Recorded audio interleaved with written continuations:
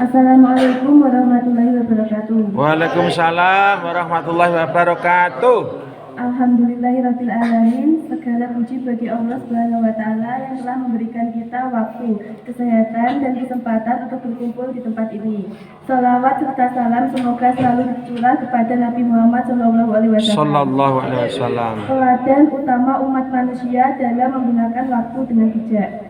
Hari ini izinkan saya menyampaikan sebuah pesan penting mengenai memanfaatkan waktu sebelum penyesalan datang. Allah Subhanahu wa taala telah berfirman dalam Al-Qur'an, "Demi masa, sesungguhnya manusia itu benar-benar berada dalam kerugian, kecuali orang-orang yang beriman dan mengerjakan amal salih, serta saling menasihati untuk kebenaran dan kesabaran." Quran Surat Al-Asr ayat 1-3. Ayat ini mengingatkan kita bahwa waktu adalah salah satu karunia Allah yang paling berharga. Setiap detik yang berlalu tidak akan pernah kembali. Jika kita menyia-nyiakannya, kita termasuk orang-orang yang merugi. Kita sering mendengar ungkapan bahwa waktu adalah emas. Namun sebenarnya waktu jauh lebih berharga daripada emas, karena emas yang hilang masih bisa dicari, tetapi waktu yang hilang tidak akan pernah bisa kembali. Rasulullah SAW bersabda, ada dua nikmat yang kebanyakan manusia lalai darinya, nikmat kesehatan dan waktu luang. Dikutip dari hadis riwayat Bukhari. Hadis ini menunjukkan bahwa banyak dari kita yang tidak menyadari betapa pentingnya waktu hingga akhirnya terlambat. Ketika penyesalan datang, waktu telah berlalu.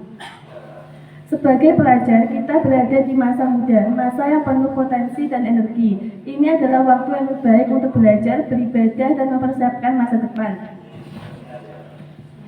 Jangan tunggu sampai tua, karena kita tidak akan tahu apakah kita masih memiliki waktu atau tidak.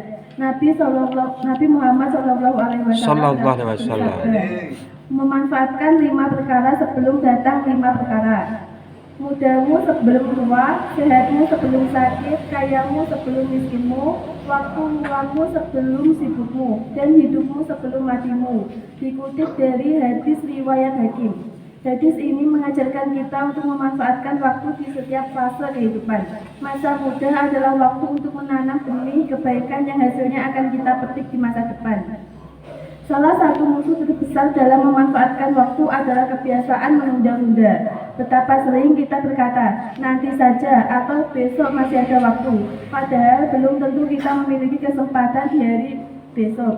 Allah Subhanahu wa taala berfirman, "Dan janganlah kamu menunda-nunda untuk berbuat kebaikan." Quran Surat Al-Baqarah ayat 148.